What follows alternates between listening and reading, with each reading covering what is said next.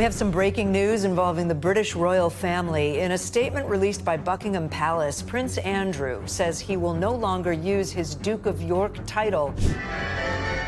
Another step down for Prince Andrew, who'd already shed royal duties and other titles. For years, Prince Andrew, the Duke of York, embodied everything the British monarchy wanted the world to see. Beloved son of Queen Elizabeth II, he appeared before the cameras with an easy smile, a crisp naval uniform, and the poise of a man shaped by duty and discipline.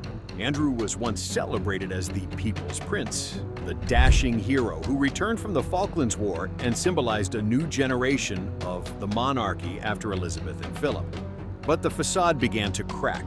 When the cameras stopped rolling and the gilded doors closed, a very different story began to emerge. Someone who had lived inside that world, Charlotte Briggs, a former royal maid, stepped forward to reveal what she had seen. The servant who saw the prince's true face. Briggs was just 21 when she began working inside Buckingham Palace. She believed it was a lifelong honor to serve a prince, to be part of a world built on respect, grace, and tradition. What she discovered instead was a reality far from royal. A man who was arrogant, coarse, quick-tempered, and utterly unrestrained when no one was watching. It could take just a sliver of light slipping through the curtains to send him into a rage. Briggs recalled how he would shout, curse, and reduce her to tears, simply because light had entered the prince's bedroom. In Andrew's world, there were no small mistakes, no accidents, only servants to absorb his fury. Each day inside the palace was a test of endurance. Briggs said she moved silently, careful not to meet his eyes, never knowing when the next storm would break. But fear was only part of it. What haunted her most were the strange, obsessive rituals that governed his private space. In his bedroom, everything had to be arranged with military precision. Andrew owned 72 stuffed animals, bears, hippos, even a black panther, all positioned exactly according to a printed guide. His two favorites were to stand guard beside the bed like loyal sentinels. Briggs said she spent hours memorizing the correct order, because even a few centimeters off could trigger another outburst. The room itself, she said, felt like a temple to control. Embroidered pillows perfectly aligned, night clothes folded symmetrically, every object returned to its assigned place before he woke. To the public, such stories sound absurd. A grown prince, surrounded by stuffed toys. But to those who served him, it was a royal nightmare. "He treated us like dirt," Briggs said. "No thank you. No respect." Nothing a former palace staff confirmed the same pattern. Unlike Charles, Edward, or even Prince Philip, all known for treating their aides with courtesy, Andrew alone inspired fear. One staffer recalled having to sprint across a room to draw the curtains, while Andrew stood right beside him, just because the prince wanted to remind him of his place. No one wanted to work for him, not because the duties were difficult, but because the atmosphere was suffocating. It was a world ruled by ego and silence, where everyone was expected to obey a man who no longer held real authority, yet demanded to be worshipped like a king. For Charlotte Briggs, what she witnessed was not the temper of a spoiled royal, but the darkness of a man raised on privilege, a man who mistook fear for respect and cruelty for control. The spoiled prince. From the very beginning, Prince Andrew was different from his siblings, and not in a good way. While Charles was quiet and introspective, and Anne was disciplined and resilient, Andrew stood out for his arrogance, competitiveness, and cruelty. Those who served in the royal household during the 1960s still recall him as a spoiled child who thrived on attention and seemed most at ease when others were afraid of him.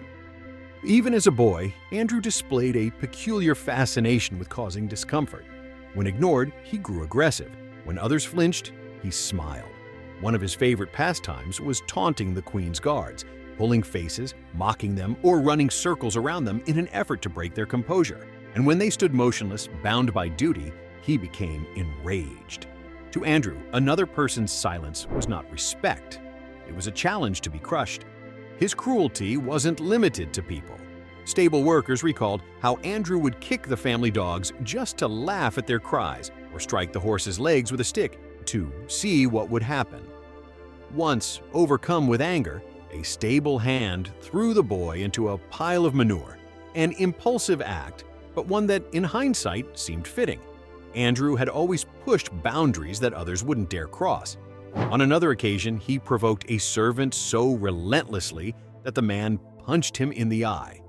When the servant, terrified, offered to resign, the queen refused, acknowledging for once that the fault lay not with the staff, but with her son. It was one of the rare times the palace quietly admitted what everyone already knew. The problem was Andrew himself. Inside the family, he was no better. Toward his younger brother Edward, Andrew was openly hostile, stealing food, shoving him to the ground, even injuring him on occasion. These weren't harmless childhood pranks. They were early lessons in dominance. Proof that power, even in miniature, could be exercised without consequence. Among palace employees, he earned a reputation as the intolerable child, the boy who found entertainment in other people's fear. At school, that reputation arrived before he did. At Gordonstown, the famously austere boarding school where Prince Charles had also studied, Andrew was branded Baby Grumpling and the Snigger. He wasn't remembered as a royal role model, but as a pampered troublemaker. Teachers described him as lazy, combative, and dismissive of authority. On school trips, he would tear down classmates' tents, toss their belongings into rivers, or hide their food just to laugh at their frustration. Even then, the adults who had seen him grow up would sigh and say, "He's a bully, raised on velvet." That behavior never truly changed. It merely grew more sophisticated with his title. When Andrew began attending royal events, he behaved less like a prince and more like a man accustomed to being served. He would throw objects to the floor and wait for someone to pick them up, never uttering a word of thanks. Female staff members later described how he'd unzip dresses or touch them inappropriately at receptions, laughing when they froze in discomfort. To him, these were jokes. To everyone else, they were humiliations disguised as humor. From a mischievous boy to a man obsessed with power, Andrew never learned restraint. No one stopped him. No consequence ever truly reached him. The palace protected, the family looked away, and privilege became his shield. He grew up in a world where wrongdoing carried no cost, where cruelty was dismissed as the harmless eccentricity of a prince.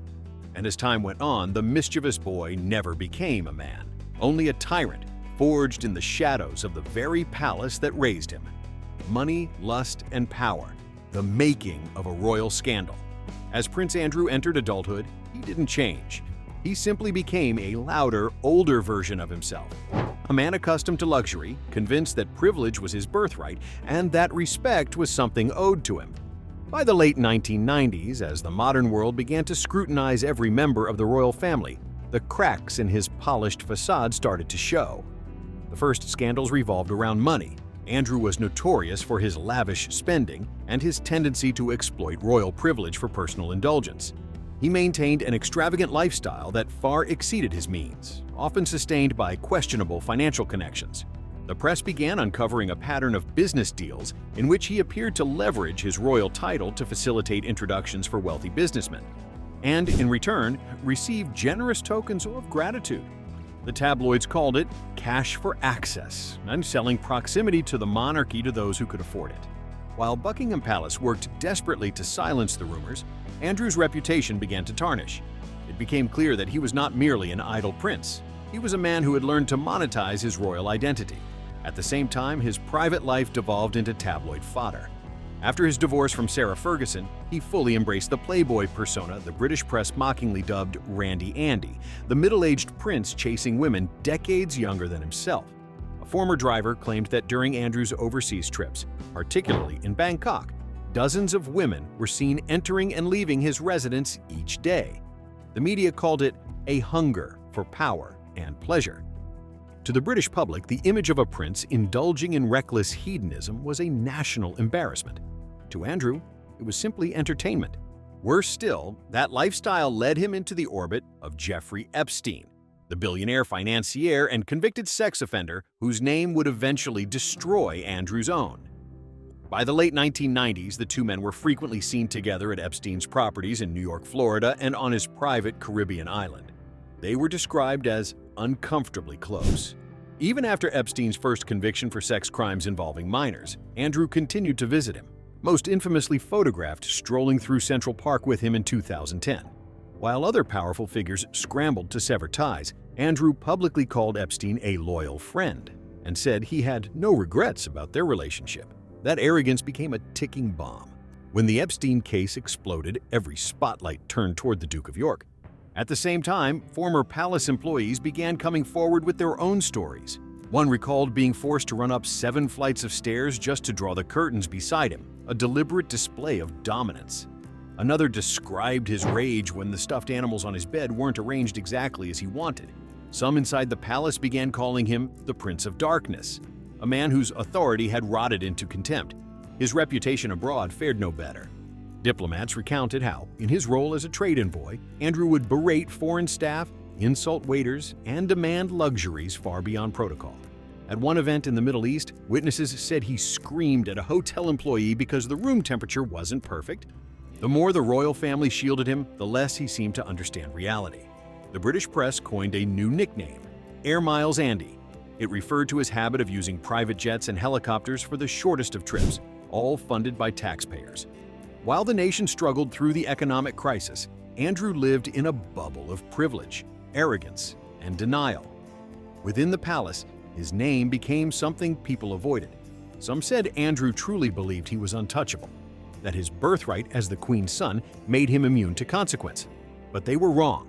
The scandals, the money, the women, the Epstein connection were merely the prelude. The real storm was yet to come. It would arrive in the form of Virginia Giuffre, a name that would shatter the illusion completely, taking with it Andrew's career, his honor, and the very place he once held within the royal family. Plot Chui, the photograph that shattered the crown. By 2010, the world was beginning to see the darkness Prince Andrew had long hidden. When Jeffrey Epstein was released from prison for soliciting sex from minors, nearly everyone with power and reputation severed ties with him. Everyone except Andrew. The Duke of York continued to visit, to socialize, and was even photographed walking with Epstein in New York's Central Park, a picture that stunned the world. The Queen's son casually strolling beside a convicted sex offender. When that image spread, Andrew's reputation collapsed within days. But that was only the beginning. In 2015, a name emerged that the palace had spent years trying to keep buried: Virginia Giuffre. In a bombshell statement, Giuffre alleged that at 17 she had been trafficked by Epstein and his companion, Ghislaine Maxwell, and forced to have sex with Prince Andrew. She described 3 encounters: in London, in New York, and on Epstein's private island. The now infamous photograph of Andrew with his arm around Virginia's waist, Maxwell smiling in the background, became an image the world would never forget. Andrew responded with absolute denial. He claimed he had never met her, insisted the photo was fake, and called the allegations completely untrue. But forensic experts disagreed. The image showed no sign of manipulation.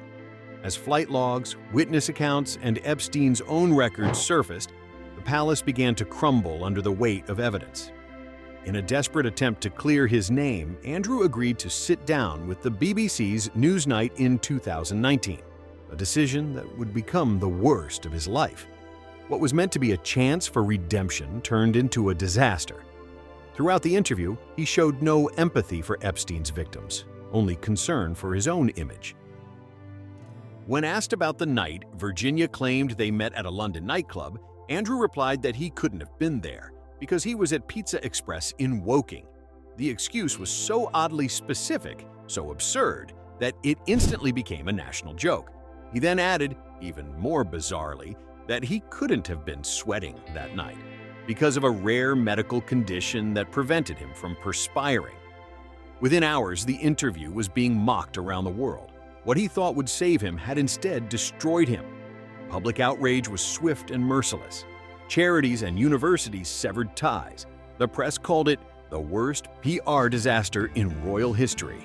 Within days, Andrew was forced to announce his withdrawal from all royal duties. From that moment on, his fall was irreversible.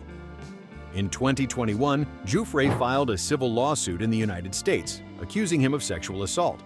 Andrew's legal team fought to have the case dismissed, citing everything from Epstein's old settlement to diplomatic immunity. But nothing worked. In early 2022, Andrew settled the case out of court for around £12 million. Though the palace claimed it was not an admission of guilt, the world understood.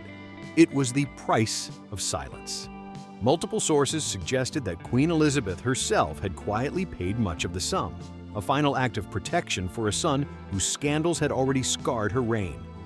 After the settlement, Andrew became a pariah within his own family. At Prince Philip's funeral, he walked behind his siblings, isolated from the royal line.